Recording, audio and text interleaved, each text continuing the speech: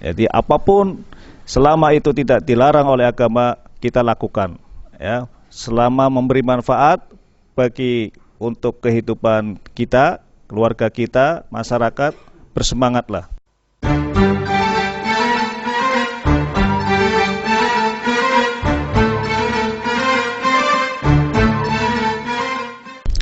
Assalamualaikum warahmatullahi wabarakatuh. Sahabat, kita bertemu kembali di channel Alif Syarifuddin.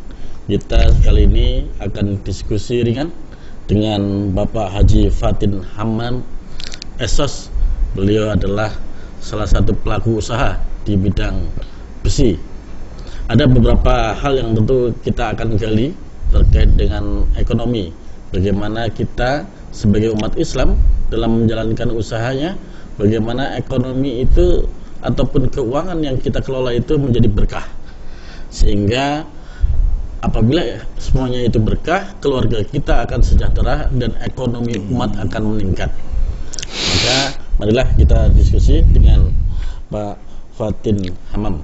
Assalamualaikum Pak Fatin. Waalaikumsalam warahmatullahi wabarakatuh. Ya, Pak Mas Fatin. Haris. Jadi selama ini usaha Bapak yang digeluti di bidang besi, mungkin bisa dijelaskan kepada jamaah ataupun saudara semuanya, apa ataupun strategi apa yang selama ini Bapak terapkan sehingga usaha Bapak sampai saat ini masih tetap berjalan. Baik, terima kasih Mas Haris. Yang pertama saya ingin sedikit menjelaskan filosofi tentang besi ya. Jadi ini menarik. Jadi besi itu kalau dalam Al-Quran itu disebut dengan Al-Hadid. Maka ada surat khusus dalam Al-Quran itu surat Al-Hadid yang artinya besi. Nah, lebih spesifik itu kita temukan dalam ayat yang ke-25. Ya. Wa nazzalnal hadida fihi ba'sun syadidun wa manafi'un linnas. Ya. Jadi Allah menurunkan besi yang di dalamnya itu ada kekuatan dan bermanfaat bagi manusia. Ya. Jadi ini mungkin jarang diketahui oleh para pelaku bisnis perbesian. Jadi Quran itu menyebut besi itu memiliki kekuatan dan bermanfaat bagi manusia. Nah, inilah yang kemudian membuat kami dari keluarga terutama itu memang sudah terjun di bisnis besi itu berarti dari mulai kakek, kemudian orang tua, dan ini sekarang generasi ketiga. Ya. Jadi kami memandang bahwa selama kehidupan manusia ini berkembang, membutuhkan sandang pangan papan. Papan ini berarti rumah ya. Nah, unsur dalam pembangunan rumah, bangunan itu pasti butuh besi. Nah, jadi perbesian ini dalam perspektif kehidupan itu ya selalu dibutuhkan. Nah, tadi pertanyaannya menyangkut bagaimana bisnis besi ini bisa terus eksis ya. Ya tentu kalau dalam teori perdagangan ya itu akan sangat kompleks, sangat luas dijelaskan bagaimana sebuah bisnis itu sudah bertahan 3 generasi ya. Nah, ini memang kami bersyukur dari orang tua itu yang sudah mengawali bisnis perbesian itu mengkader anak-anaknya itu dari mulai waktu saat sekolah ya. Jadi saya mengutip kalau kaitan eksistensi sebuah perusahaan bisnis itu saya kutip dari anaknya Ciputra, itu saya yang pernah baca itu, bahwa bisnis keluarga itu bisa eksis itu biasanya meliputi 3L. 3L ini lahir, latihan, dan lingkungan ya. Jadi ini bisa kita lihat dalam dunia nyata di kalangan saudara-saudara kita kaum Chinese ya, kaum keturunan. Itu bisnisnya itu biasanya menurun dari kakek, orang tua sampai anak sampai cucunya ya. Dan itu kalau dilihat ke belakangnya karena satu, dari lahirnya memang keluarga bisnis, kedua ada proses latihan, dan yang ketiga lingkungan. Nah, jadi kami pun di keluarga beberapa mayoritas itu adalah memang bergelut di perdagangan besi. Salah satunya itu mungkin Mas Haris ya. Itu. Ya, jadi sahabat tadi dijelaskan oleh Pak Fatin bahwa saat ini memang usaha besi yang beliau jalankan itu merupakan usaha dari turun-menurun di keluarga beliau. Terkait dengan usaha, jadi ketika berwirausaha banyak beberapa berpendapat usaha bisa dengan modal dengkul ataupun dengan modal nol gitu. Apakah sependapat Pak? Ya, begini Mas Haris ya. Jadi modal utama dalam berbisnis itu adalah kepercayaan. Ya, maka kalau kita belajar dari sejarah Nabi kita Nabi Muhammad yang dulu pernah berbisnis, ya, beliau mendapat kepercayaan dari saudagar besar, ya, Khadijah, ya, itu karena punya reputasi dan kredibilitas sebagai orang yang dipercaya. Nah, jadi ketika orang sudah punya dalam tanda petik kita istilahkan jeneng, ya, maka akan sangat mudah mendapat jenang. Ya, jeneng di sini dia punya nama baik, bisa dipercaya, kemudian di samping itu amanah, bertanggung jawab. Nah, maka akan banyak investor-investor yang akan mempercayakan, ya, barangnya ke dia. Dan ini sering terjadi dalam dunia bisnis, ya, karena saking dipercayanya oleh supplier, kadang tidak minta barang pun dikirim, ya, karena supplier percaya bahwa kita ini bisa mengembalikan atau membayar barangnya. Itulah yang sangat penting. Di samping memang ya tidak dipungkiri ya modal uang itu juga penting, ya, karena dengan adanya uang ya kita bisa lebih memperluas bisnis kita. Oke, jadi kejujuran itu sangat penting dalam kita berbisnis ataupun berusaha. Nah, ini sahabat yang perlu kita ingat dan juga kita terapkan dalam kita menjalankan bisnis ataupun usaha kita. Nah, dalam sebagian besar masyarakat Muslim di Indonesia ataupun di masyarakat luas pada umumnya, itu ketika bicara rezeki, itu mereka hanya berpikir pergi keluar rumah nyari rezeki, lalu pulang bawa hasil ataupun uang, lalu hanya dipakai buat keluarganya.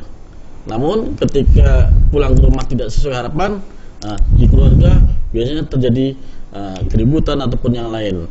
Nah, bagaimana konsep rezeki biar rezeki itu bisa berkah? Jadi walaupun sedikit tapi semua itu berkah bagi semuanya, baik itu keluarga atau dalam hal ini anak, istri ataupun yang lain. Bagaimana Pak konsep rezeki bagi kita terutama umat Islam ataupun umat non Muslim? Ada ya, konsep yang bagus seperti ya, ini pertanyaan yang sangat bagus sekali Mas Haris, ya. Jadi Masya Allah kita ini sering terperangkap dengan paradigma kapitalis, ya. Ya, jadi seakan-akan yang namanya rezeki itu harus bersifat materi, ya. Seakan-akan rezeki itu ya hanya duit yang banyak, ya. Padahal di dalam agama kita, ya, agama Islam, ya, itu rezeki itu punya jangkauan yang luas, ya, maknanya itu luas sekali, ya. Jadi ada yang rezeki dalam arti lahir, ya, yang fisik, tapi juga ada yang dalam bentuk batin atau yang sifatnya itu tidak materi. Nah, orang itu sering berorientasi kepada tadi banyaknya, bukan pada berkahnya. Ini yang perlu diluruskan, ya. Jadi ketika kita hanya berorientasi pada banyaknya, maka ketika kemudian suatu saat Allah memberi satu kesempitan atau situasi yang krisis, mungkin seperti yang ada saat ini dengan adanya pandemi, itu kemudian terjadi rasa putus asa, ya, merasa bahwa Allah kok tidak sayang kepada saya. Nah, ini pemahaman yang harus diluruskan. Nah, jadi saya ingin menyampaikan apa yang tadi Mas Haris tanyakan, bahwa konsep agama kita ya dalam hal rezeki itu, satu, yang pertama kita harus punya keyakinan bahwa rezeki itu sudah dijamin oleh Allah untuk semua makhluknya, ya. Untuk semua makhluknya itu Allah sudah menjamin, ya. Jadi ini bisa kita temukan kalau kita baca Al-Qur'an itu di dalam surat Hud ayat 6. Ya, wa ma min dabatin fil ardi illa 'alallahi rizquha. Ya, tidak ada satu makhluk melata pun yang bergerak di atas bumi yang tidak dijamin oleh Allah rezekinya. Nah, jadi rezeki itu sudah dijamin oleh Allah. Nah, hanya ya Allah itu membagi rezeki itu sesuai dengan kehendaknya, tidak sama rata. Ada yang diberi kelebihan, ada yang dicukupkan, ya. Ya, yang pada intinya kalau menyangkut rezeki itu ya yang penting bagi kita adalah keberkahannya. Ya, utamanya banyak berkah. Ya, berkah itu maknanya ziyadatul khair, bisa membawa kebaikan, ya. Tapi jangan sampai kemudian kita menjadi orang yang kufur nikmat, ya. Sudah diberi banyak rezeki dalam arti secara materi dan non materi, tetapi masih merasa kurang terus. Inilah yang pernah disindir oleh Rasulullah. Manusia itu punya potensi serakah. Ya, serakah ini digambarkan dalam hadis beliau, "Lau kana libni adama wadiyan min dahabin la tubkha salisan wa ma yamla'u jafna adam illa turab." Nabi pernah menyinggung perilaku manusia itu, sekiranya anak Bani Adam diberi 2 gunung emas, maka dia tidak akan puas, ya, sebelum dia mendapatkan yang ketiga. Dan dia baru merasa puas itu kalau mulutnya sudah ditutup dengan tanah, ya.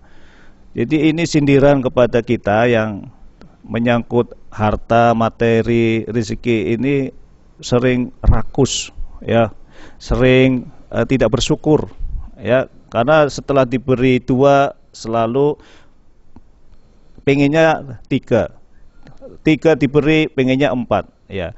Dalam hal keinginan, oke, itu bagus, artinya kita ingin maju berkembang. Tetapi dalam hal sikap batin, rasa syukur itu harus, apapun yang Allah berikan, kondisi apapun harus disyukuri, ya. Jadi semuanya pasti Allah juga menjamin bahwa rezeki itu pasti akan diberikan kepada kita semua makhluknya. Hanya saja tadi saya ingin memperluas lagi, ya, Mas Haris. Rezeki itu kalau digambarkan di Al-Quran itu adalah wafis sama'i rizqikum. Jadi rezeki itu dari Allah, itu dari langit diturunkan kepada kita. Nah, seperti halnya air bah yang mengalir dari atas ke bawah. Semua makhluk di dunia ini diberi jatah rezeki. Hanya ada tadi yang rezekinya itu sempit, ada yang lapang. Nah, ketika rezeki lapang, kita harus banyak bersyukur. Ketika rezeki sempit, harus banyak bermuhasabah, introspeksi. Jangan-jangan ini Mas Haris, ya, ini kita ini punya penghalang rezeki. Ya, kalau saya mengutip istilah Ustadz Nasrullah itu namanya perisai rezeki. Ya, perisai rezeki. Ini yang mungkin ini, Pak. Jadi ada mungkin umat Islam menyampaikan orang non Muslim usaha banyak duit dan rata-rata pada kaya, tapi kita sebagai umat Islam sudah kerja juga jungkir balik, tapi kok rezekinya sempit. Betul. Ini pertanyaan umum sekali, ya. Seakan-akan Allah tidak adil. Kita sudah taat beribadah, ya, tetapi menyangkut ekonomi kok banyak yang miskin, ya, banyak yang kekurangan. Sementara orang-orang non Muslim, ya, yang kafir, mereka tidak pernah taat ibadah, tapi seakan-akan dunia itu milik, ya, mereka kuasai. Nah, ini memang ada disinggung di Al-Quran, ya. Kalau saya kembalikan pada konsep agama kita itu, bahwa orang-orang kafir itu memang dihiasi oleh Allah dengan keduniaan, ya. Jadi mereka itu Al-Baqarah 214 112 ya. Itu waladina kafaru zuyina liladina kafaru bil hayatid dunya, ya. Jadi dihiasilah orang-orang kafir itu dengan kecintaan terhadap dunia, bahwa orang-orang kafir itu menganggap dunia itu adalah segalanya. Kemudian mereka itu meremehkan terhadap orang-orang muslim, orang-orang yang beriman. Padahal oleh Allah disebut orang-orang beriman itu, orang bertakwa itu lebih mulia di sisi Allah pada hari kiamat dibanding mereka. Ya. Jadi ini konsep yang harus diluruskan, bahwa kemuliaan seseorang, ya, itu tidak terletak pada sisi kekayaan materi atau dunia. Hanya tadi saya ingin mengembalikan, kita jangan kemudian menganggap bahwa orang Islam berarti harus pasrah, harus menjadi orang miskin, ya. Ini harus dikoreksi oleh kita, pemahaman itu, bahwa kita pun, ya, harus punya semangat fid dunya hasanah wa fil akhirati hasanah, ya. Bisa unggul di dunia, bahagia dunia, dan bahagia atau unggul di akhirat, ya. Maka konsep dalam agama kita itu adalah bagaimana senantiasa menseimbangkan, ya, menseimbangkan kehidupan ini, jangan sampai terlalu berlebihan dalam urusan dunia melupakan akhirat, atau hanya berfokus kepada akhirat melupakan dunia, ya. Ini dinyatakan di dalam surat Al-Qasas 77 bahwa utamakan akhirat, jangan lupakan dunia. Artinya apa? Dunia itu juga harus dikuasai. Maka penting sekali kita orang beriman itu mengaji tentang betapa pentingnya perniagaan, bisnis atau perdagangan bagi orang-orang Islam, ya. Jangan sampai kita ini sudah dalam posisi ekonomi yang lemah tetapi tidak mau berusaha untuk berdagang, berbisnis, ya, karena salah satu yang dinyatakan Rasul, 10 pintu rezeki itu 9-nya ada di perdagangan, ya. Jadi ini konsep yang harus kita miliki bersama, bagaimana orang Islam berdaya dari sisi ekonomi, dan Rasulullah sudah mencontohkan, ayo kita bisa melalui perdagangan. Nah, kurang lebih begitu, Mas Haris. Oke, Masya Allah, saudaraku, banyak sekali manfaat ataupun juga nasihat ataupun arahan dari Ustaz Fatin Hamam buat kita semuanya, di mana salah satu dalam kita memulai suatu usaha itu semuanya tidak hanya bicara modal, tapi salah satu yang utama adalah kejujuran. Lalu juga dalam meraih rezeki, bagaimana agar rezeki kita itu menjadi berkah, maka janganlah serakah. Tentu selanjutnya adalah selalu kita diingatkan bahwa kita itu harus selalu mensyukuri atas nikmat yang diberikan oleh Allah, karena apabila kita selalu bersyukur maka Allah akan menambah nikmat. Namun apabila kita kufur atas nikmat yang diberikan oleh Allah, maka azab Allah akan menimpa kita. Terima kasih Ustaz Hamam, mudah-mudahan kita bisa berjumpa lagi di lain waktu. Terima kasih saudaraku. Mungkin ada satu kalimat Pak sebagai penutup. Oke. Ya, pada intinya kita sebagai orang beriman, ya, itu harus punya semangat yang tinggi, ya. Kata Rasul, ikhris alama yanfa'uk, ya, bersemangatlah kamu dalam segala hal yang bermanfaat bagi kamu. Jadi apapun selama itu tidak dilarang oleh agama, kita lakukan, ya. Selama memberi manfaat bagi untuk kehidupan kita, keluarga kita, masyarakat, bersemangatlah. Wasta'in billah, minta tolonglah kepada Allah, wala ta'jiz, dan janganlah kamu lemah. Dan jangan lemah. Jadi kita tidak boleh menjadi kelompok manusia yang lemah semangat, lemah tidak mau bekerja, tidak mau berusaha, ya. Jadi kalau kita sedang dalam kondisi yang terpuruk saat ini, jangan berputus asa. Wasta'in billah, minta tolong pada Allah. Begitu, Mas Aris. Terima kasih. Mudah-mudahan kita dapat mengambil hikmahnya. Selamat kita bertemu nanti kembali dengan tema-tema yang lain. Saudaraku, tetap semangat, selalu berusaha. Terima kasih. Wassalamualaikum warahmatullahi wabarakatuh. Waalaikumsalam warahmatullahi wabarakatuh.